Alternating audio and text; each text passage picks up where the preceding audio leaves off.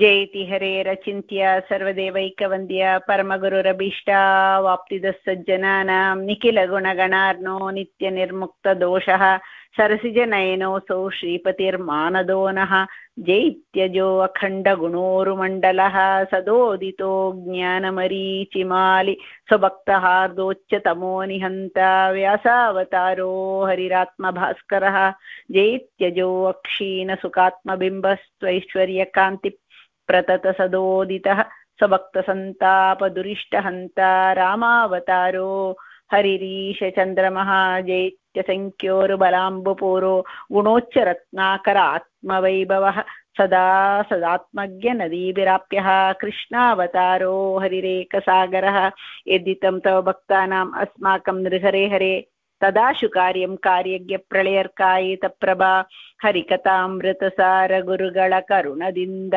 ಪಣಿತು ಪೇಳುವೆ ಪರಮ ಭಗವದ್ಭಕ್ತರಿದನಾದರದಿ ಕೇಳುವುದು ಆದರದಿ ಕೇಳುವುದು. ವಿಭೂತಿ ಸಂಧಿಯಲ್ಲಿ ಹರಿಕಥಾಮೃತಸಾರ ವಿಭೂತಿ ಸಂಧಿಯಲ್ಲಿ 23 ಪದ್ಯಗಳನ್ನ ನೋಡಿದ್ದೀವಿ. ದೇವರು ಕೊಟ್ಟ ಈ ದೇಹದಲ್ಲೇ ಎಲ್ಲವೂ ಚಿಂತನೆ ಮಾಡಬಹುದು. ದೇವರು ಮಾಡಿದ ಉಪಕಾರದ ಸ್ಮರಣೆ ಮಾಡ್ತಾ ಇರಬೇಕು. ಅದೇ ಪೂಜೆ, ಮುಖ್ಯ ಪೂಜೆ. ಅಫ್ಕೋರ್ಸ್ ಬಾಹ್ಯ ಪೂಜೆ ಮಾಡಲೇಬೇಕು. ಈ ಪೂಜೆ ಅವಶ್ಯ. ನಾವು ಈ ಪೂಜೆ ಎಲ್ಲಿ ಬೇಕಾದ್ರೆ ಮಾಡಬಹುದು. ಟೈಮ್ ಇಲ್ಲ, ಸಾಮಗ್ರಿ ಇಲ್ಲ ಎಂಬ ಎಕ್ಸ್ಕ್ಯೂಸು ಇಲ್ಲ. ಅದನ್ನ ಇಲ್ಲಿ ಹೇಳ್ಕೊಡ್ತಾ ಇದ್ದಾರೆ. ಈ ದೇಹವನ್ನ ಪಟ್ಟಣ, ಅರಮನೆ, ನಗರ ಅಂತೆಲ್ಲ ಡಿಸ್ಕ್ರೈಬ್ ಮಾಡಿ ಇವಾಗೆ ಈ ದೇಹ ಅಂದ್ರೆ 24th ಪದ್ಯದಲ್ಲಿ ಈ ದೇಹ ರಥ ಅಂತ ಚಿಂತನೆ. ರಥೋತ್ಸವ ದೇವಸ್ಥಾನದಲ್ಲಿ ಉಡುಪಿಯಲ್ಲಿ ನೋಡಿದ್ದೀವಿ ರಥೋತ್ಸವ. ಇಲ್ಲಿನೂ ನಿತ್ಯ ಆಗ್ತಾ ಇದೆ. ಅಂದ್ರೆ ಇಲ್ಲೇ ನೋಡೋಣ, ಉಡುಪಿ ಹೋಗ್ಬೇಡ ಅಂತ ತಾತ್ಪರ್ಯ ಇಲ್ಲ. ಉಡುಪಿಯಲ್ಲಿ ಹೋದ್ರೆ ಗೊತ್ತಾಗತ್ತೆ ರಥ ಹೇಗಿದೆ, ಅದು ಹೇಗೆ ವೈಭವ, ಅದರಲ್ಲಿ ಇರುವಂತ ಉತ್ಸವ ಮೂರ್ತಿ ಹೇಗಿದ್ದಾನೆ, ಇದು ಪೂಜೆ ಮಾಡುವ ನಮ್ಮ ಸ್ವಾಮಿಗಳು, ಇದು ಎಲ್ಲವೂ ನಮಗೆ ಗೊತ್ತಾಗತ್ತೆ. ಆ ಚಿಂತನೆ, ಆ ದೃಷ್ಟಿಯಿಂದ ಈ ದೇಹವನ್ನ ರಥ ಅಂತ ಚಿಂತನೆ ಮಾಡಬೇಕು. ಆ ರಥದ ಲಕ್ಷಣಗಳು, ಒಂದು ರಥ ಅಂದ್ರೆ ಅದು ಹೇಗಿದೆ, ಅದೇ ಲಕ್ಷಣಗಳು ನಮ್ಮ ದೇಹ, ಮನುಷ್ಯ ದೇಹಕ್ಕೇನೋ ಇದೆ ಅಂತ ಹೇಳ್ತಾ ಇದ್ದಾರ ದಾಸರು. ಈ ಫಸ್ಟ್ ಆಫ್ ಆಲ್ ಇಲ್ಲಿ ಇನ್ನೊಂದು ಏನು ಅಂದ್ರೆ, ಇಷ್ಟು ತನಕ ನಮ್ಗೆ ಹೇಳಿದ್ದೇನು ಅಂದ್ರೆ ಚಲಿಸದೇ ಇರುವಂತ ಪಟ್ಟಣ, ನಗರ, ಅರಮನೆ ಇಂಥದ್ದು ಹೇಳಿದ್ದು. ಇವಾಗ ರಥ ಏನಾಗುತ್ತೆ, ಗಮನಾಗಮನ. ರಥಕ್ಕೇನೋ ಗಮನಾಗಮನ, ಹಾಗೇನೆ ಈ ದೇಹದಲ್ಲಿನೂ ಗಮನಾಗಮನ ಲಕ್ಷಣಗಳಿದೆ ಈ ಶರೀರಕ್ಕೆ. ಸೊ ಆ ರೀತಿಯಲ್ಲಿ ಈ ಸಾಮ್ಯ ಇದೆ. ಈ ಸ್ಥೂಲ ದೇಹ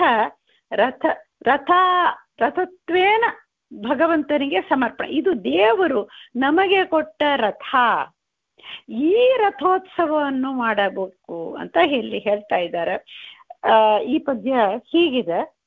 ಈ ಶರೀರವೇ ರಥ ಪತಾಕಸು ವಾಸಗಳು ಪುಂಡ್ರಗಳು ಧ್ವಜ ಸಿಂಹಾಸನ ವಿಚಿತ್ತವು ಸುಬುದ್ಧಿಯೇ ಕಲಶ ಸನ್ಮನವು ಪಾಶಗುಣದಂಡತ್ರಯಗಳು ಶುಭಾಶುಭದ್ವಯ ಕರ್ಮಚಕ್ರ ಮಹಾಸಮರ್ಥಾಶ್ವಗಳು ದಶಕರಣಗಳೇನು ಸುವವು. ಫಸ್ಟ್ ಈ ಪದ್ಯ, ಫಸ್ಟ್ 2 ಶ್ಲೋಕದಲ್ಲಿ ಹೇಳ್ತಾ ಇದ್ದಾರೆ. ಫಸ್ಟ್ ರಥಕ್ಕೇನು ಈ ದೇಹಕ್ಕೇನು ಸಾಮ್ಯ ಹೇಳ್ತಾ ಇದ್ದಾರೆ. ರಥದಲ್ಲಿ ಏನು, ಈ ಶರೀರವೇ ರಥ. ಈ ರಥೋತ್ಸವ ವೇದಗಳಲ್ಲಿ ಬಂದಿರುವಂಥದ್ದು. ಉಪನಿಷತ್, ಐತ್ರೇಯ ಉಪನಿಷತ್ ಇತ್ಯಾದಿ ಉಪನಿಷತ್ತುಗಳಲ್ಲಿನೂ ಕಂಡು ಬರುತ್ತೆ ನಮ್ಗೆ. ಈ ರಥದ ದೇಹವನ್ನ ರಥ ಅಂತ ಚಿಂತನೆ ಮಾಡಬೇಕು ಎಂಬುದು ಬರುತ್ತೆ. ಸೊ ಅಲ್ಲಿ ಹೇಳುವಾಗ ಏನ್ ಹೇಳ್ತಾರಂದ್ರ, ಈ ರಥದಲ್ಲಿ ಹರಿವ ಈ ರಥ ಗಮನಾಗಮನ ಇದೆ, ಚಲಿಸುತ್ತಾನೆ. ನಾವು ಓಡಾಡೋದು ಒಂದು, ನಡೆಯೋದು ಒಂದು, ಅದರ್ ಟೈಮ್ಸ್ ಮೂವ್ಮೆಂಟ್ ಇದ್ದೇ ಇರುತ್ತೆ. ಅಲ್ಲಿನೂ ರಥದಲ್ಲಿ ಗಾಳಿ ಬಂದ್ರೆ ಎಲ್ಲ ಕಲಶಗಳು ಅದು ಇದು ಎಲ್ಲ ಮೂವ್ಮೆಂಟ್ ಇಸ್ ದೇರ್, ಚಲನವಲನಗಳು ಇರತ್ತೆ. ಅಂದ್ರೆ ನಮ್ಗೆ 21ನೇ ಪದ್ಯ ನೋಡಿದ್ರೆ ಅಲ್ಲಿನೂ ಒಂದು ಹಿಂಟು ಕೊಟ್ಟಿದ್ದಾರೆ. ಏನು ಅಂದ್ರೆ ಜೀವನೇ ಸುವರ್ತಕ ಅಂತ. ಈ ದೇಹ ಸುಮ್ಮನೆ ಇರೋದು ಮಾತ್ರ ಸ್ಟಾಟಿಕ್ ಮಾತ್ರ ಅಲ್ಲ, ಅದು ಅರಮನೆ ನಗರ ಮಾತ್ರ ಅಲ್ಲ, ಇಲ್ಲಿ ವ್ಯಾಪಾರಗಳು ಎಲ್ಲ ಆಗತ್ತೆ ಅಂತ ಅಲ್ಲಿ ಹೇಳಿದ್ದಾರೆ. ಇದು ಇಲ್ಲಿ ಅದನ್ನ ಎಕ್ಸ್ಪ್ಲೈನ್, ಇನ್ನು ಫರ್ದರ್ ಎಕ್ಸ್ಪ್ಲನೇಷನ್ ಇಲ್ಲಿ ಮಾಡ್ತಾ ಇದ್ದಾರೆ. ಸೊ ಹೀಗೆ ಉಪನಿಷತ್ತುಗಳಲ್ಲಿ, ಐತರೇಯ ಉಪನಿಷತ್ತುಗಳಲ್ಲಿ ಹೇಳುವಾಗ ಹೇಳ್ತಾರೆ ಏನಂದ್ರೆ, ಈ ರಥದಲ್ಲಿ ಈ ದೇಹ ತುಂಬಾ ಒಂದು ಕಣ್ಣು ರೆಪ್ಪೆ ಮುಚ್ಚೋ ಆ ಒಂದು ಶಾರ್ಟ್ ಸ್ಪ್ಯಾನ್ ಆಫ್ ಟೈಮ್ ಎಷ್ಟೋ ಕರ್ಮಗಳಾಗ್ತಾ ಇರುತ್ತಂತೆ. ದೇಹದಲ್ಲಿ ಆಗತ್ತಲ್ಲ, ಶ್ವಾಸ ಇದ್ದಾಗೆ ಎಲ್ಲ ರೀತಿಯಾದ ಕರ್ಮಗಳು ಆಗ್ತಾ ಇರುತ್ತೆ. ಮನಸ್ಸಂತೂ ಕೇಳ್ಬೇಕಾಗೇ ಇಲ್ಲ, ಆಲ್ವೇಸ್ ಆಕ್ಟಿವ್, ಜಾಗೃತ ಅವಸ್ಥೆಯಲ್ಲಿ ಆಕ್ಟಿವ್ ಆಗಿದ್ದೇ ಇರುತ್ತೆ. ಸೊ ಅಷ್ಟೂ ವೇಗದಿಂದ ಈ ರಥ ಓಡುತ್ತಾ ಇದೆ, ಕಾಲವು ಹೋಗ್ತಾ ಇದೆ. ಹರಿವಾಯು ಗುರುಗಳೇ ಬೇಗ ಬಂದು ಈ ರಥದಲ್ಲಿ ಸ್ವೀಕಾರ ಮಾಡಿ, ಅಂದ್ರೆ ರಥದಲ್ಲಿ ಅವರಿನ್ನು ಇಲ್ಲ ಬಂದು ಕೂತ್ಕೊಳ್ತಾರಂತ ಅರ್ಥ ಇಲ್ಲ. ದೇವರೂ ವ್ಯಾಪ್ತ, ವಾಯುದೇವರು ವ್ಯಾಪ್ತರು. ದೇವರು ಈ ದೇಹದಲ್ಲಿ ಇದ್ದಾರೆ, ವಾಯುದೇವರಂತೂ ಅವರು ಪ್ರಾಣವನ್ನ ಕೊಟ್ರನೆ ನಮ್ಗೆ ಪ್ರಾಣ ಬರುತ್ತೆ. ಸೊ ಅವರು ಇದ್ದಾರೆ. ಆದರೆ ಇಲ್ಲಿ ಒಂದು ಪ್ರಾರ್ಥನೆ, ಬೇಗ ಬಂದು ಕೂಡಿ ಅಂದ್ರೆ ನೀವು ನಮಗೆ ಈ ರಥವನ್ನ ನೀವು ನಡೆಸಬೇಕು, ನಿಮ್ಮ ಕೈಯಲ್ಲಿ ಒಪ್ಪಿಸ್ತಾ ಇದ್ದೀವಿ, ನೀವು ನಮ್ಗೆ ಪ್ರೇರಣೆ ಕೊಟ್ಟು, ಅದೇ ತಾನೇ ಆಗತ್ತ. ದೇವರು ಬಿಂಬರೂಪನಾಗಿ ಇಲ್ಲಿ ಅವನು ಈ ರಥದಲ್ಲಿ ಉತ್ಸವ ಮೂರ್ತಿಯಾಗಿ ಕೂತಿದ್ದಾನೆ. ಅವನನ್ನ ಆ ಸಾರಥಿ, ಅವನ ಯಜಮಾನ ಸಾರಥ್ಯ ಮಾಡುತ್ತಾ ಇರೋದು ವಾಯುದೇವರು. ಅವರು ಈ ಇಂದ್ರಿಯಗಳ ದ್ವಾರ, ಇಂದ್ರಿಯಗಳು ಅಶ್ವಗಳು, ಕುದುರೆಗಳು, ಏನು ಈ ರಥದ ಕುದುರೆಗಳು ಇಂದ್ರಿಯಗಳು, ಅಂದ್ರೆ ಇಂದ್ರಿಯದ ಅಭಿಮಾನಿ ದೇವತೆಗಳು ಇರ್ತಾರೆ, ಇಂದ್ರಿಯಕ್ಕೆ ಅಭಿಮಾನಿ ದೈತ್ಯರು ಇರ್ತಾರೆ. ಅದನ್ನ ಹಿಡಿದು ಅವರು ಈ ರಥವನ್ನ, ಈ ಅಶ್ವವನ್ನ ಕಂಟ್ರೋಲ್ ಮಾಡಿ ಸರಿಯಾದ ಮಾರ್ಗದಲ್ಲಿ ಅದನ್ನ ಕರ್ಕೊಂಡು ಹೋಗಬೇಕು. ಯಾಕೆ ಅಂದ್ರೆ ಈ ಒಂದು ಸಂಸಾರ ಇದು ಯುದ್ಧರಥ ಇಲ್ಲ. ಯುದ್ಧರಥ ಎಂಬುದೇ ಬೇರೆ, ಇದು ರಥ. ಅಂದ್ರೆ ಇಲ್ಲಿ ವಿವಕ್ಷಿತವಾದ ಮೀನಿಂಗ್ ಏನು ಅಂದ್ರೆ, ಅಂದ್ರೆ ವಿಹಾರ, ಥ ಅಂದ್ರ ಸ್ಥಾನಕ್ಕೆ ಬರುವಂತ, ಸ್ಥ ಬರುತ್ತೆ ನೋಡಿ. ಥ ಅಂದ್ರ ಸ್ಥಾನ, ವಿಹಾರದ ಸ್ಥಾನ. ಯಾರಿಗೆ? ನಮಗಲ್ಲ, ದೇವರಿಗೆ ಈ ಒಂದು ದೇಹ ರಥವಾಗಿ ಅವನು ಮಾಡಿಕೊಂಡಿದ್ದಾನೆ. ಅವನ ವಿಹಾರ ನಾವು ಹೇಳ್ತೀವಿಲ್ಲ, ದೇವ್ರು ಯಾಕೆ ಇದೆಲ್ಲ ಮಾಡಿದ? ಕ್ರೀಡೆ, ಅವನಿಗೆ ಕ್ರೀಡೆ ಅಂದ್ರೆ ಏನು? ಕ್ರೀಡೆ ಅಂದ್ರೆ ಅವನು ಆನಂದಮಯನಾದವನು. ದುಃಖದಿಂದ ಇರೋರಿಗೆ ಹಾಗೆ ಕೂತು ಬಿಡ್ತಾರೆ, ಒಡೆದು ಮರುದು ಏನೋ ಹಾಕಬಹುದು. ದುಃಖ ಇದ್ರೆ ಡಿಪ್ರೆಷನ್ ಇದೆ, ಹಾಗೆ ತೆಪ್ಪ ಕೂತು ಬಿಡ್ತೀವಿ. ಆನಂದ ಇದ್ದಾಗೆ, ಖುಷಿ ಬಂದಾಗೆ ಕುಣಿತೀವಿ. ದೇವರಿಗೆ ಆನಂದ ಪೂರ್ಣ ಆಗಬೇಕಾದ್ದು ಏನು ಇಲ್ಲ. Everything is expression of Joy. ಎಷ್ಟು ಎಕ್ಸ್ಪ್ರೆಷನ್ ಆಫ್ ಜಾಯ್? ಎಲ್ಲ 84 ಲಕ್ಷ ಯೋನಿಗಳಲ್ಲಿ, 14 ಲೋಕಗಳಲ್ಲಿ, ಹಿಂದೆ ಮುಂದೆ ಎಲ್ಲ ಕಾಲಾತೀತ ಅವನು. ಎಲ್ಲ ಕಡೆನೂ, ಎಲ್ಲ ಜೀವರಲ್ಲಿನೂ. ಒಂದು ಜೀವ ತಗೊಂಡ, ನಮ್ಮ ಜೀವ ನಾವು ತಗೊಂಡ, ನಮ್ಮಲ್ಲಿ ಎಷ್ಟು ದೇವತೆಗಳು, ಆ ದೇವತೆಗಳು ಇನ್ನೂ ದೇವತೆಗಳು, ಅವರ ಒಳಗೆ ಎನ್ನುವ ದೇವತೆಗಳು, ಎಷ್ಟು ಎಲ್ಲದಲ್ಲಿನೂ ಇವನೇ ನಿಂತು ಮಾಡಬೇಕು. ಹುಳ ಹುಪ್ಪಟ ಎಲ್ಲದಲ್ಲಿನೂ ಕ್ರೀಡೆ, ಅವಂದೇ ಕ್ರೀಡೆ. ಆದರೆ ನಮಗೆ ಪ್ರಯೋಜನ ಆಗೋದು ಮನುಷ್ಯ ದೇಹ, ಬುದ್ಧಿ, ಮನಸ್ಸು. ಇದರಿಂದ ಆಗುವಂಥದ್ದು. ಸೊ ಅದಕ್ಕೆ ಹೇಳ್ತಾರೆ, ಇದು ವಿಹಾರ ಮಾಡ್ಲಿಕ್ಕೆ ನೀನು ಇದನ್ನ ಬಳಸ್ತಾ ಇದೀಯ ಸ್ವಾಮಿ. ವಿಹಾರದ ಸ್ಥಾನ ದೇವರಿಗೆ ಮಾತ್ರ ಅಲ್ಲ, ವಾಯುದೇವರಿಗೆ, ದೇವತೆಗಳಿಗೆ, ಎಲ್ಲರಿಗೇನು ರಥೋತ್ಸವ. ಈ ರಥದಿಂದ ಏನು ನೀನು ಮಾಡಬೇಕು ಸ್ವಾಮಿ? ಈ ರಥವು ಒಂದು ರೀತಿಯಾದಂತ ನಮಗೆ ಬರುವಂತ ಆ ಧರ್ಮಯುದ್ಧಗಳು ಇದ್ದೇ ಇರುತ್ತಲ್ಲ. ನಮ್ಮ ಇಂಟರ್ನಲ್ ಎನಿಮೀಸ್ 6 ಜನ ಇದ್ದಾರಲ್ಲ, ಕಾಮ, ಕ್ರೋಧ, ಲೋಭ, ಮೋಹ, ಮದ, ಮಾತ್ಸರ್ಯ. ಇದೇ ನಮ್ಮ ಶತ್ರುಗಳು, ಅಂತಃಶತ್ರುಗಳು, ಬಾಹ್ಯ ಶತ್ರುಗಳು ಅನೇಕ ರೀತಿಯಾಗಿದ್ದೇ ಇರುತ್ತೆ. ಆ ಒಂದು ಮಳೆಯಿಂದ ಬರುವಂತ ಆ ಒಂದು ದೇವತೆಗಳ ಆ ಒಂದು ದೇವತೆಗಳ ಕೂಡ ಪ್ರಕೋಪಗಳು ಮತ್ತು ಇನ್ನು ಅನೇಕ ರೀತಿಯಾಗಿ ಬರುವಂತಹ ರೋಗ ರುಜಿನಗಳು ಮತ್ತು ವಿಷ ಜಂತುಗಳು ಕ್ರಿಮಿಗಳು ಎಲ್ಲಾ ರೀತಿಯಿಂದಲೂ ಬರುತ್ತೆ. ಇದು ಎಲ್ಲವನ್ನು ಫಸ್ಟ್ ಮನಸ್ಸಲ್ಲಿರುವಂತ 6 ಶತ್ರುಗಳನ್ನ ಸಂಹಾರ ಮಾಡಿ ಈ ರಥವನ್ನ ನಮ್ಮನ್ನ ರಥದಲ್ಲಿ ನಾವು ಕುಳಿತಿದ್ದೀವಿ, ನಮಗೆ ಬುದ್ಧಿ ಪ್ರಚೋದನೆಯನ್ನ ಮಾಡಿಸಿ ಸರಿಯಾದ ದಾರಿಯನ್ನ ನಾವು ಹಿಡಿಯಬೇಕು. ಸೊ ಅಂತಹ ಸಾಮರ್ಥ್ಯ ಈ ದೇಹಕ್ಕೆ ಇದೆ, ಸಾಧನಾ ದೇಹ ಕೊಟ್ಟಿದ್ದಾನೆ. ಇನ್ ಕೇಸ್ ಅದು ಅಭಿವ್ಯಕ್ತಿ ಆಗಿಲ್ಲ ಅಂದ್ರೆ ಅದೇ ಪ್ರಾರ್ಥನೆ, ದೇವರೇ ಸಾಮರ್ಥ್ಯ ಕೊಡು, ಶಕ್ತಿ ಸಾಮರ್ಥ್ಯವನ್ನ ಕೊಡು, ನೀನು ನಡೆಸು ಅಂತ ಅವರ ಹತ್ರ ಒಪ್ಪಿಸೋದು. ಸೊ ಇದನ್ನೇ ಹೇಳ್ತಾರೆ, ಇದು ರಥ ಅಂಬೋ ಒಂದು. ಅದೇ ಹೇಳ್ತಾರಲ್ಲ, ನಾವು ಹೇಳ್ತೀವಲ್ಲ ಅಸತೋಮ ಸದ್ಗಮಯ ಅಂತ ಹೇಳುವಾಗ ಅದೇ ಸೇಮ್ ಥಿಂಗ್. ನಮ್ಮನ್ನ ಅಂಧಕಾರದಿಂದ ಅಜ್ಞಾನದಿಂದ ಬೆಳಕಿನ ಕಡೆ ನನ್ನ ಕೊಂಡೊಯ್ಯೋ. ಹೇಗೆ ಈ ರಥದಿಂದ ಅಂಧಕಾರದಲ್ಲಿ ಇದ್ದೀವಿ, ಅಂಧಕಾರದಿಂದ ನೀನೇ ನಮ್ಗೆ ಎಲ್ಲಿ ಹೋಗೋದು ಅಂತ ಗೊತ್ತಿಲ್ಲ, ನಮ್ಮಲ್ಲಿ ಆ ಒಂದು ನಮ್ಮ ಪ್ರೇರಕನಾಗಿ ನಿಂತು ಮಾಡಿಸು ಅಂತ ಈ ಒಂದು ಪ್ರಾರ್ಥನೆ. ಅದೇ ಪ್ರಾರ್ಥನೆ ಇದಂತ ಹೇಳ್ತಾರಂತೆ, ಈ ಒಂದು ರಥದಲ್ಲಿ ಕುಳಿತು ನೀವು ನಮಗೆ ತತ್ವಜ್ಞಾನದ ಆ ಅಜ್ಞಾನದಿಂದ ಜ್ಞಾನಕ್ಕೆ ತತ್ವಜ್ಞಾನಕ್ಕೆ, ಆ ತತ್ವಜ್ಞಾನವನ್ನ ಭಾರತೀ ದೇವಿ ಕೊಡ್ತಾಳಂತ.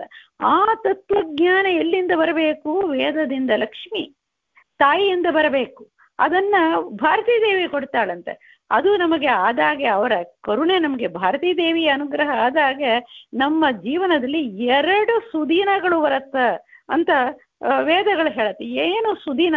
ಒಳ್ಳೆ ದಿವಸ ಏನು ಅಂದ್ರೆ ನಮಗೆ ಜೀವನ್ ಮುಕ್ತಿ ಅಂದ್ರೆ ದೇವರ ದರ್ಶನ ಆಗತ್ತಂತ. ನಿಜವಾಗಿ ಫೇಸ್ ಟು ಫೇಸ್ ನಮ್ಮ ಹೃದಯದಲ್ಲಿ ದೇವರನ್ನ ಕಾಣುತ್ತೀವಿ, ಅದು ಒಂದು ಸುದಿನ. ಅದು ಆದ ಮೇಲೆ ದೇವರನ್ನ ತಿಳಿದು ನಾವು ನಮ್ಮ ಕರ್ತವ್ಯ ಕರ್ಮಗಳನ್ನು ಮಾಡೋದು ರಾಯರ ಮುಂತಾದವರು ಅದು. ಸೊ ಆ ಒಂದು ಜೀವನ್ ಮುಕ್ತಿ ಅವಸ್ಥೆ, ಆಮೇಲೆ ಮುಕ್ತಿ ಮೋಕ್ಷಕ್ಕೆ ಹೋಗೋ ತನಕ ಮಾಡುವ ಕರ್ಮಗಳು.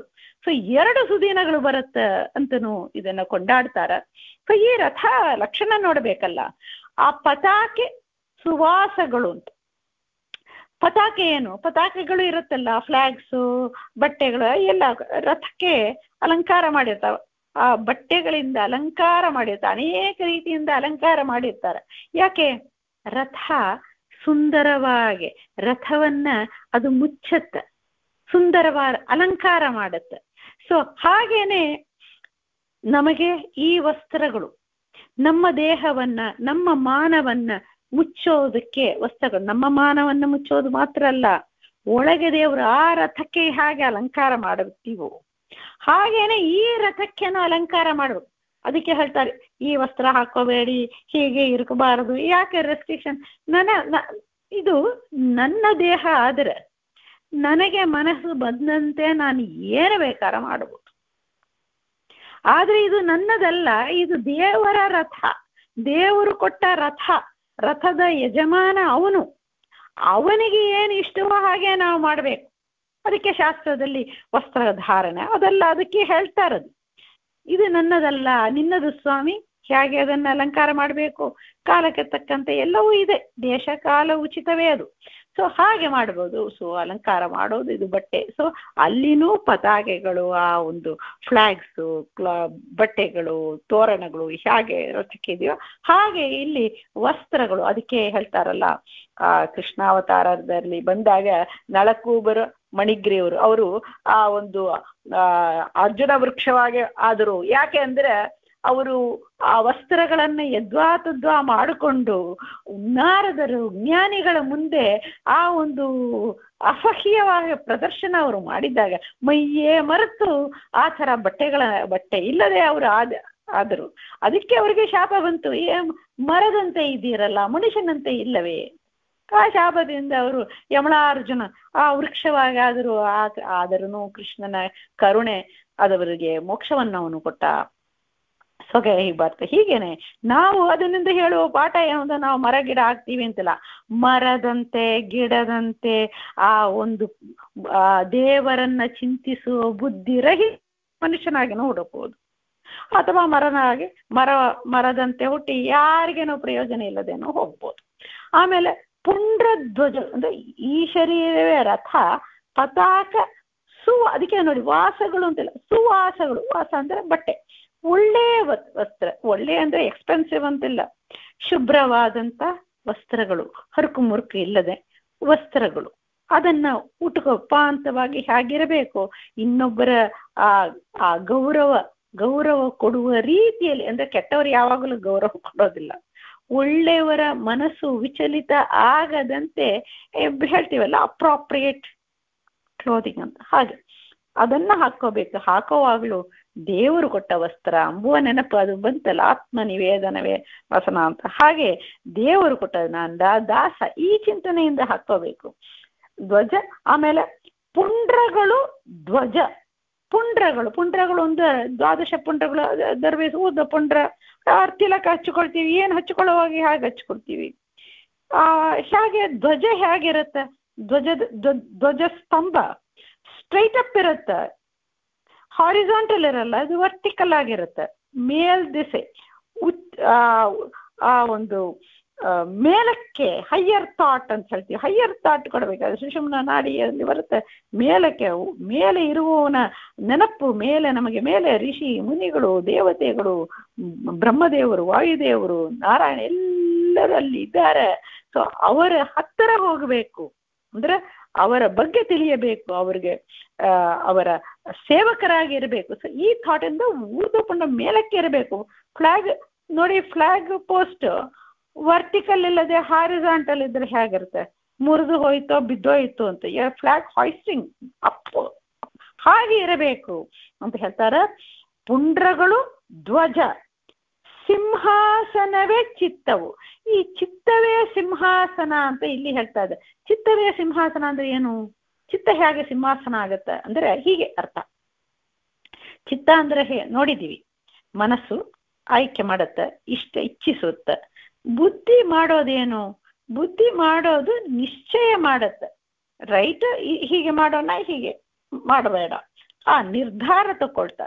ಅದು ಒಳ್ಳೇದು ಇರ್ಬೋದು, ಕೆಟ್ಟದ್ದು ಇರ್ಬೋದು. ಒಳ್ಳೇದೇ ಇದ್ರನು ಅದು ದೇವರ ಪರವಾಗಿ ಇರಬೇಕು ಅಂತ ಅವಶ್ಯ ಇಲ್ಲ ಅದಕ್ಕೆ, ರೈಟ್. ಒಂದು ಯಾರೋ ಒಬ್ಬರನ್ನ ನೋಡ್ತೀವಿ, ಹಸಿದು ಬಂದಿದ್ದಾರೆ, ಪಾಪ ಹಸಿದು ಬಂದಿದ್ದಾರೆ, ಅವ್ರಿಗೆ ಏನಾದ್ರು ಕೊಡೋಣ, ಇದು ಒಳ್ಳೆ ಬುದ್ಧಿ. ಒಳ್ಳೆ ಈ ಬುದ್ಧಿಯಿಂದ ತಿರ್ಗಾ ಒಳ್ಳೆ ಜನನ ಒಳ್ಳೆ ಆ ಥರ ಆಗತ್ತೆ. ಆದರೆ ಇದು ಮುಕ್ತಿಗೆ ಬರೋದಿಲ್ಲ. ಯಾಕೆ? ದೇವರ ನೆನಪಿಲ್ಲ. ನಾನು ಕೊಡಬೇಕು, ನನ್ನ ದುಡ್ಡು ಕೊಡ್ತೀನಿ ಅವ್ರಿಗೆ, ಹೀಗೆ ಬರುತ್ತೆ. ಪಾಪ ಅವರು, ನಾನು ಅವ್ರಿಗೆ ದುಡ್ಡು ಕೊಡಬೇಕು, ಇದು ಮಾಡಬೇಕು ಅಂತ. ದೇವರು ಕೊಟ್ಟಿದ್ದಾನೆ, ದೇವರು ಈ ಪ್ರೇರಣೆಯನ್ನು ಕೊಟ್ಟಿದ್ದಾನೆ. ನಾನು ದೇವರು ಕೊಟ್ಟ ಆ ಒಂದು ಸಂಪತ್ತನ್ನ ಹಂಚಿ ತಿನ್ನದೇ ಇದ್ರೆ ನಾಳೆ ನಾನು ಹಾಗೆ ಆಗ್ತೀನಿ. ಅದಕ್ಕೆ ನನ್ನನ್ನು ನೆನಪು ಮಾಡ್ತಾನೆ ದೇವರು. ಈ ಒಂದು ರೋಗ ರುಜಿನ ಇದ್ದವರು, ಭಿಕ್ಷಗಾರರು, ಎಲ್ಲ ಅನಾಥರು, ಇವರೆಲ್ಲ ನೋಡಿದ್ರೆ ನಾವು ಸರಿಯಾಗಿ ಅವನು ಕೊಟ್ಟ ವಸ್ತುಗಳನ್ನ ಬಳಸದೇ ಇದ್ರೆ ನಮಗೇನೋ ಅದೇ ಬರುತ್ತ. ದೇವರು ಇದು ಸೂಚನೆ ಮಾಡಿದ್ದಾನೆ, ಯಾವುದೋ ಒಂದು ಕರ್ಮ ಇಟ್ಟು ಇವಾಗ ಏನನ್ನು ಚೆನ್ನಾಗಿ ಇಟ್ಟಿದ್ದಾನೆ, ಅವನು ಕೊಟ್ಟದ್ದನ್ನ ಇನ್ನೊಂದು ಪರೋಪಕಾರ ಮಾಡೋದು ಪರಮಧರ್ಮ ಅಂತ ಹೇಳ್ತಾರೆ. ಹಾಗೆ ಮಾಡು. ಈ ತರ ದೇವರು ಅಂತ ಬುದ್ಧಿ ಹೋದರೆ ಅದು ಬಂದು ಚಿತ್ತಕ್ಕೆ ಆಗತ್ತೆ. ಯಾಕೆ ಅಂದ್ರೆ ಬುದ್ಧಿಯಿಂದ, ಆ ಬುದ್ಧಿ ಇದಲ್ಲ, ಬುದ್ಧಿಯಿಂದ ನೆನಪಿಗೆ ಹೋಗತ್ತೆ. ಬುದ್ಧಿ ಮಾಡಿ ನೆನಪಿಗೆ ಹೋದಾಗೆ ಅಲ್ಲಿ ಆ ನೆನಪು ದೇವರ ವಿಷಯವಾಗಿ ಪರಿಣಾಮ ಆಗಿ ಆ ಒಂದು ಸ್ಮರಣ ಶಕ್ತಿಗೆ ಅದು ನಿಶ್ಚಯಾತ್ಮಕವಾದಂತ ಪ್ರವೃತ್ತಿ. You act upon it. ಆ ಸ್ಮರಣೆಯಿಂದ ಯಾರೋ ಸ್ವಾಮಿಗಳು ಹೇಳ್ತಾರೆ, ಹೀಗೆ ಹೀಗೆ ಚಿಂತನೆ ಮಾಡಿ ದೇವರನ್ನ ನಾಮ ಇದು ಹೇಳಿ, ನೀವು ಹೇಳಿ ಅದು ಒಳಗೆ ಹಾಕಿರ್ತೀವಿ. ಅದು ನಮಗೆ ನಾವು ದಾನ ಕೊಡೋ ಸಮಯದಲ್ಲಿ, ನಾವು ಊಟ ಮಾಡೋವಾಗ ಆ ನೆನಪು ಬರುತ್ತಲ್ಲ, ಅದು ಚಿತ್ತದ ಕೆಲಸ. ದೇವರ ಪರವಾಗಿ ಬರೋದು ಅದು ಚಿತ್ತದ ಕೆಲಸ, ಚಿತ್ತವೃತ್ತಿ ಅಂತ ಹೇಳ. ಚಿತ್ತದಲ್ಲಿ ಹೇಗೆ ರಿಜಿಸ್ಟರ್ ಆಗಿದೆಯೋ ದೇವರು ಪರವಾಗಿ ಹಾಗೆ ಮಾಡೋದು. ಅದನ್ನೇ ಬುದ್ಧಿ ಅಂತಲೂ ಹೇಳಲ್ಲ, ಸುಬುದ್ಧಿ ಅಂತ ಹೇಳ್ತಾರೆ. ಸೊ ಈ ಸುಬುದ್ಧಿ ಎಂಬುದು ಚಿತ್ತದ ಪ್ರಭೇದವಾಗಿರುತ್ತೆ. ಅದಕ್ಕೆ ಅದೇ ಸಿಂಹಾಸನ ಇರಬೇಕು. ದೇವರು ವ್ಯಾಪ್ತವಾಗಿ ಎಲ್ಲಿ ಕೂತಿದ್ದಾನ, ದೇವರು ಪರವಾಗಿದೆಯೋ ಅದೇ ಒಂದು ಸಿಂಹಾಸನ. ಸೊ ಅದಕ್ಕೆ ಚಿತ್ತವೇ ಸಿಂಹಾಸನ ಎಂಬುದು ಚಿತ್ತ. ಅದಕ್ಕೆ ಹೇಳ್ತಾರೆ ಚಿತ್ತ ಸಿಂಹಾಸನವೇ ಚಿತ್ತವು ಅಂತ. ಆ ಚಿತ್ತ ಅಂದ್ರೆ ನೆನಪಿನ ಕೋಶ, ನೆನಪು. ಅದು ಹೇಳ್ತಾರಲ್ಲ, ನಾವು ಒಂದು ಪುರಂದರದಾಸರ ಉಗಾಭೋಗ, ಸತ್ಕರ್ಮಗಳು ಮಾಡಬೇಕು ಅಂದ್ರೆ, ನಾವೊಂದು ಒಳ್ಳೆ ಕರ್ಮ ಮಾಡಬೇಕು ಅಂದ್ರೆ, ಕರ್ಮ ಇಲ್ಲ ಸತ್ಕರ್ಮ, ದೇವರಿಗೆ ಪ್ರೀತಿಸು ಇದೆಲ್ಲ ಹಾಕಿದ್ರೆ ಅದು ದೇವರು ಪರವಾಗಿ ಸ್ವತಂತ್ರನಾದಂತ ಭಗವಂತನು ಅವನ ಪರವಾಗಿ ಚಿಂತನೆ. ಸತ್ಕರ್ಮಗಳು ಮಾಡಬೇಕು ಅಂದ್ರೆ ನಮಗೆ ಬೇಕಾದ್ದು ಜ್ಞಾನ ಬೇಕು. ಎಂಥ ಜ್ಞಾನ? ಸುಜ್ಞಾನ ಬೇಕು. ಸತ್ಕರ್ಮ ಮಾಡಬೇಕು ಅಂದ್ರೆ ಸುಜ್ಞಾನ ಬೇಕು. ಸುಜ್ಞಾನ ಬೇಕು ಅಂದ್ರೆ ಬುದ್ಧಿ ಅಲ್ಲ, ಸುಬುದ್ಧಿ ಇರಬೇಕು. ದೇವರು ಪರ ಅಂತ ಬರುತ್ತಲ್ಲ, ಇದು ಚಿತ್ತದ ಕೆಲಸ. ಅದಕ್ಕೆ ಹೇಳ್ತಾರೆ, ಪುರಂದರದಾಸರು ಹೇಳ್ತಾರೆ, ಸತ್ಕರ್ಮಗಳ ನಡೆಸಿ ಸುಜ್ಞಾನ ಮತಿ ಇತ್ತು ಗತಿ ಪಾಲಿಸುವ ನಮ್ಮ ಪವಮಾನನು ಅಂತ. ಅದು ವಾಯುದೇವರು ಮಾಡುವಂಥದ್ದು. ವಾಯುದೇವರು ಅದನ್ನ ಪ್ರೇರಣೆ, ಯಾಕೆಂದ್ರೆ ಚಿತ್ತಕ್ಕೆ ಅಭಿಮಾನಿ ಅವರೇ ತಾನೆ. ಅದಕ್ಕೆ ಅದೇ ಸಿಂಹಾಸನ. ನಾವು ಹೇಳ್ತೇವಲ್ಲ, ಭಾರತೀಯ ರಮಣ ಮುಖ್ಯ ಪ್ರಾಣಾಂತರ್ಗತ, ಅಲ್ಲಿ ಕೂಡಿಸಬೇಕು ಅದೇ ಸಿಂಹಾಸನ. ನಮ್ಮ ಚಿತ್ತದಲ್ಲಿ ಚಿತ್ತಾಭಿಮಾನಿ ವಾಯುದೇವರು ಕೂತ್ಕೋಬೇಕು. ಅದು ಆವಾಗ ಅದು ಸಿಂಹಾಸನ ಆಗತ್ತೆ. ಸೊ ಸಿಂಹಾಸನ ಚಿತ್ತ. ಆಮೇಲೆ ಆ ಸಿಂಹಾಸನದಿಂದ ಚಿತ್ತವು ಸುಬುದ್ಧಿಯೇ ಕಲಶ.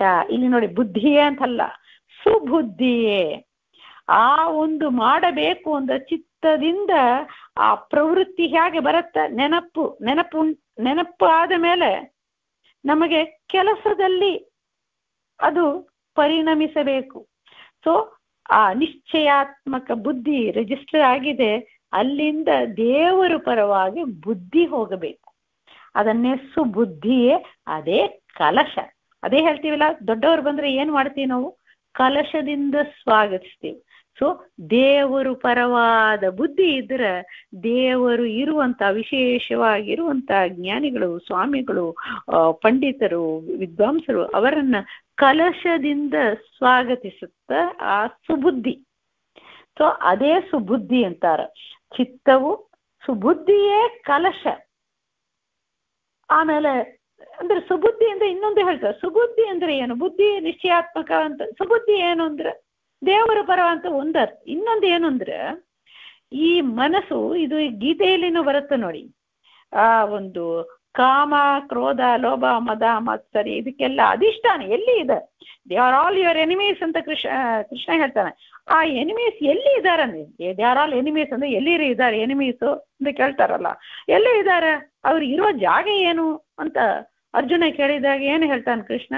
ಇದು ಈ ಮನಸ್ಸು ಬುದ್ಧಿಯ ಸ್ಥಾನ ಅಂತ ಹೇಳ್ತಾನೆ ಹೊರತು ಚಿತ್ತದಲ್ಲಿ ಕೂತಿದ್ದಾನೆ ಅಂತ ಹೇಳಲ್ಲ.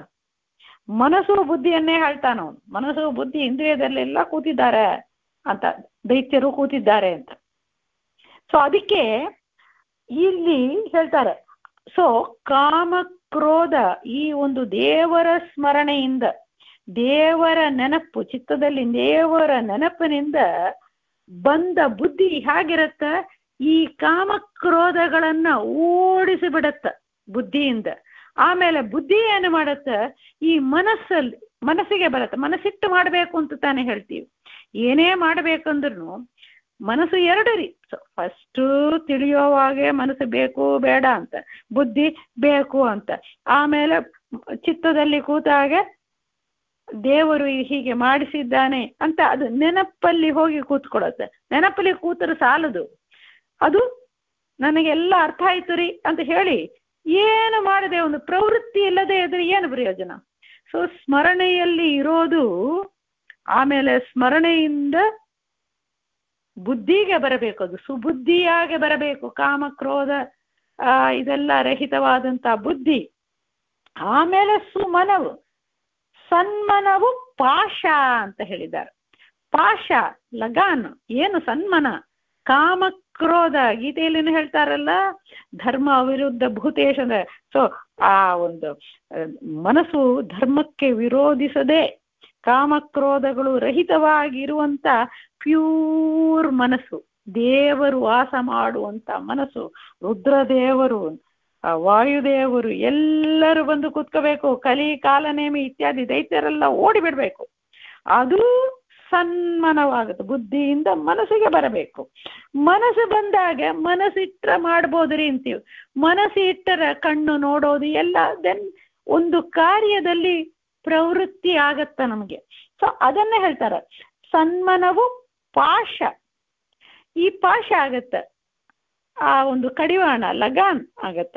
ಆದ್ರೆ ಅವನು ಸಾರಥಿ ಈ ರಥದಲ್ಲಿ ಎಲ್ಲ ಕೂತ್ಕೊಳ್ಳೋ ಜಾಗ ಹೇಗಿದೆ ಅಂದ್ರೆ, ಇದು ಬೇಸಿಕಲಿ ರಥಕ್ಕೇನು ಕುದುರೆಗೇನು ಲಿಂಕ್ ಮಾಡೋದಕ್ಕೆ 3 ಹಗ್ಗಗಳು ಇಟ್ಕೊಂಡಿರ್ತಾರೆ. ಆ 3 ಹಗ್ಗಗಳು ಸೇರಿಸಿ ಆ ಒಂದು ಸೀಟ್ ಅಲ್ಲೇ ಸಾರಥಿ ಕೂತ್ಕೊಳ್ತಾನೆ, ಅದ ಮೇಲೆ ಅವನು ಸಾರಥಿ ಕೂತ್ಕೊಳ್ತಾನೆ. ಸೊ ಅದು ಗುಣತ್ರಯಗಳು. ಅದಕ್ಕೆ ಹೇಳ್ತಾರೆ ಗುಣ ದಂಡತ್ರಯಗಳು. ಅದಕ್ಕೆ ದಂಡ ಅಂತ ಹೇಳ್ತಾರೆ. 3 ಹಿಡಿದು ಮಾಡಿದ ಒಂದು ಸೀಟ್. ಸೊ ಗುಣ ದಂಡತ್ರಯಗಳದ ಮೇಲೆ ಕೂತಿರ್ತಾನೆ ಸಾರಥಿ. ಸೊ ತ್ರಯಗಳು ಶುಭ. ಸೊ ಇದು ಇಷ್ಟು ಆಯಿತು. ಆಮೇಲೆ ಚಕ್ರಗಳು, ಅದೇ ಚಕ್ರಕ್ಕೆನ ಅಚ್ಚು ಅಂತ ಹೇಳ್ತಾರೆ, ಅದಕ್ಕೇನೋ ಜಾಯಿನ್ ಆಗುತ್ತೆ. ಚಕ್ರಕ್ಕೆ ರಥ, ರಥಕ್ಕೆ ಕುದುರೆಗಳು, ಇದು ಎಲ್ಲವೂ ಸೇರಿರುವಂಥದ್ದು. ಸೊ ಇದನ್ನ ಈ ದಂಡ ಅಂತ ಕರೀತಾರೆ. ಇದೆಲ್ಲ ಸೇರಿಸೋ ಒಂದು ಮರದಿಂದ ಆದ ದಿಂಬು ಅಂತ ಹೇಳ್ತಾರೆ. ಸೊ ಆಮೇಲೆ ರಥ ಓಡಬೇಕಲ್ಲ, ಹೇಗೆ ಓಡತ್ತೆ ಈ ರಥ? ಚಕ್ರದಿಂದಲೇ ಓಡತ್ತಲ್ಲ. ಕುದುರೆಗಳು ಇರಲಿ, ಚಕ್ರ ಬೇಕಲ್ಲ. ಏನು ಚಕ್ರ ಅಂದ್ರೆ, ಚಕ್ರಗಳು ಇವು ನಾವು ಮಾಡುವಂತ ಶುಭ ಅಶುಭ ಕರ್ಮ, ಹಿಂದೆ ಮಾಡಿದ ಕರ್ಮಕ್ಕೆ ಅನುಗುಣವಾಗಿ ಇವಾಗ ಇದು ಹೋಗತ್ತೆ. ಈ ದೇಹ ಬರೋದು ಹಾಗೆ. ಈ ಚಕ್ರಗಳು, ಈ ರಥಕ್ಕೆ ಚಕ್ರಗಳು ಯಾವುದು ಅಂದ್ರೆ ನಮ್ಮ ಕರ್ಮಗಳೇ. ನಾವು ಮಾಡಿದ ಶುಭ ಕರ್ಮ, ಒಂದು ಅಶುಭ ಕರ್ಮಗಳು, ಇದೇ ಚಕ್ರಗಳಾಗದೆ. ಕರ್ಮಗಳೇ ಚಕ್ರ. ಸೊ ಆಮೇಲೆ ಕರ್ಕೊಂಡು ಹೋಗೋದು ಏನು, ಮಾಡಿಸೋದು ಇಂದ್ರಿಯಗಳ ಮೂಲಕವೇ ಎಲ್ಲವೂ ಮಾಡ್ತೀವಿ. ಅದಕ್ಕೆ ಹೇಳ್ತಾರ ಮಹಾ ಸಮರ್ಥ ಅಶ್ವಗಳು, ಕುದುರೆಗಳು, ಇಂದ್ರಿಯಗಳು ನಮಗೆ ಸೆಳೆಕೊಂಡು ಹೋಗುತ್ತೆ. ಗೀತೆಯಲ್ಲಿನ ಹೇಳ್ತಾನಲ್ಲ, ಯಾರಿಗೆ ಅಪರೋಕ್ಷ ಜ್ಞಾನ ಬಾರದಂತೆ ನಮ್ಗೆ ವಿಷಯ ಕಡೆ ಹೋಗುವಂತೆ ಮಾಡುತ್ತೆ. ಆಮೇಲೆ ನಿಶ್ಚಯ ಜ್ಞಾನ ಬಂದವರಿಗೆ ಅಪರೋಕ್ಷ ಜ್ಞಾನ ಬಾರದಂತೆ ಮಾಡುತ್ತೆ. ನಮ್ಮಂಥವರಿಗೆ ಒಂದು ಜ್ಞಾನನೇ ಬಾರದಂತೆ ಮಾಡುತ್ತೆ, ಲೌಕಿಕದ ಕಡೆಯಲ್ಲಿ ಕಳಿಸುತ್ತೆ. ಯಾಕೆ ಇಂದ್ರಿಯಗಳು ದೇವತೆಗಳು, ರುದ್ರಾದಿ ದೇವತೆಗಳು ಮಾತ್ರ ಅಲ್ಲ, ಅಸುರರು ಅಲ್ಲಿ ಇರ್ತಾರ. ಸೊ ಇದು ಅದಕ್ಕೆ ಮಹಾ ಸಮರ್ಥವು ಇಂದ್ರಿಯಗಳು. ಅದು ಗೀತೆಯಲ್ಲೇ ಬರುವಂಥದ್ದೇ. ಬಲಿಷ್ಠವಾದ ಇಂದ್ರಿಯಗಳು, ಅದಕ್ಕೆ ಲಗಾನ ಬೇಕು. ಸೊ ಅದಕ್ಕೆ ಇದು ಹೇಳ್ತಾರೆ. ಸೊ ಹೇಗೆ ಒಂದು ರಥಕ್ಕೆ ಇದೆಲ್ಲ ಇದೆಯೋ ಹಾಗೇನೆ ಈ ಒಂದು ದೇಹಕ್ಕೇನು ಎಲ್ಲವೂ ರಥದಂತೆನೇ ಇದೆ ಅಂತ ಹೇಳ್ತಾರೆ. ಮಹಾ ಸಮರ್ಥ ಅಶ್ವಗಳು, 10 ಕರಣಗಳು, 10 ಇಂದ್ರಿಯಗಳೇ 10 ಕುದುರೆಗಳು. ಕುದುರೆ ತರ ಓಡತ್ತದು ಎಲ್ಲಾ ಕಡೆನು ಎನಿಸುವಂತ. ಈ ರಥಕ್ಕೇನು ನಮ್ಮ ದೇಹಕ್ಕೇನು ಆ ಒಂದು ಲಕ್ಷಣಗಳ ಸಾಮ್ಯವನ್ನ ಕೊಟ್ಟು, ಅದಕ್ಕೆ ಇದನ್ನ ರಥ ಅಂತ ಚಿಂತನೆ ಮಾಡಿ, ಈ ರಥದಲ್ಲಿ ಆ ಒಂದು ಉತ್ಸವ ಮೂರ್ತಿಯಾಗಿ ಈ ಭಗವಂತ ಕೂತಿದ್ದಾನೆ. ಈ ರಥವನ್ನ ಕರ್ಕೊಂಡು ಹೋಗುವವರು ಈ ದೇವತೆಗಳು, ದಶೇಂದ್ರಿಯಗಳ ದೇವತೆಗಳು. ದೈತ್ಯರು ನಮ್ಮ ಕರ್ಮಕ್ಕೆ ಅನುಗುಣವಾಗಿ ದೈತ್ಯರು ಇರ್ತಾರ. ಮತ್ತು ಈ ರಥಕ್ಕೆ ಇರುವಂತಹ ಅದರ ಲಕ್ಷಣಗಳು, ಮನಸ್ಸು, ಅದು ಚಿತ್ತ ಅಂದ್ರ ಅಭಿಮಾನಿ ದೇವತೆ ಪರವಾಗಿ ತಗೋ. ಚಿತ್ತ ಅಂದ್ರ ಅಭಿಮಾನಿ ವಾಯುದೇವರು, ಬ್ರಹ್ಮದೇವರು, ಸರಸ್ವತಿ, ಭಾರತೀಯರು. ಬುದ್ಧಿ ಅಂದ್ರೆ ಉಮಾದೇವಿ, ಬೃಹಸ್ಪತಿಗಳು. ಆಮೇಲೆ ಮನಸ್ಸು ಅಂದ್ರೆ ಇಂದ್ರಾದಿ, ಚಂದ್ರ ಮುಂತಾದ ದೇವತೆಗಳು. ಇವರೆಲ್ಲರೂ ದಂಡತ್ರಯಗಳು ಅಲ್ಲಿ ಕೂತಿರುವಂತ ಒಂದು ಆಸನ ಇಟ್ಟು ಕೂತಿರುವಂಥದ್ದು, ಅದು ವಾಯುದೇವರಾಗ್ತಾರೆ. ದಂಡತ್ರಯಗಳು ಆ 3 ಗುಣಗಳ ಆ ದೇವತೆಗಳೆಲ್ಲರೂ ಆಗ್ತಾರ. ಸತ್ವ ರಜ ತಮೋ ಗುಣಮಣಿ ಲಕ್ಷ್ಮಿ ಆಗ್ತಾಳೆ. ಉಳಿದು ಪಾರ್ವತಿ ಮುಂತಾದ ದೇವತೆಗಳು ಆಗ್ತಾರ, ಶಚಿ ಮುಂತಾದ ದೇವತೆಗಳು ಆಗ್ತಾರ. ಸೊ ಹೀಗೆ ಆಮೇಲೆ ಚಕ್ರ, ಶುಭ ಶುಭ ಕರ್ಮ ಮಾಡೋದು, ಅಶುಭ ಕರ್ಮ ಮಾಡೋದು, ದೈತ್ಯರ ಮೂಲಕವಾಗ ದೇವತೆಗಳು ಮಾಡಿಸೋದು. ಸೊ ಹೀಗೆ ಈ ಸಾಮ್ಯ ಇದೆ. ಸೊ ಇಲ್ಲಿ ಕೂತಿದ್ದ ನಾವು ಏನೇ ಮಾಡಿದ್ರು ಇದು ರಥೋತ್ಸವ, ಹೀಗೆ ಈ ರೀತಿಯಿಂದ ಇದನ್ನ ತಿಳಿಯಬೇಕು ಅಂತ ಹೇಳ್ತಾರಂಬಲ್ಲಿ. ಕೃಷ್ಣಾರ್ಪಣಮಸ್ತು. ಅರವಿಂದ್ ಅವರೇ, ಅಜಿತ್ ಅವರೇ, ಅಮರವರೇ, ತುಂಬಾ ತುಂಬಾ ಧನ್ಯವಾದಗಳು. ಹರೇ ಶ್ರೀನಿವಾಸ. ಕೃಷ್ಣಾರ್ಪಣಮಸ್ತು. ನಮಸ್ಕಾರ. ಹರೇ ಶ್ರೀನಿವಾಸ. ಹರೇ ಶ್ರೀನಿವಾಸ. ಹರೇ ಶ್ರೀನಿವಾಸ. ನಮಸ್ಕಾರ ರೀ.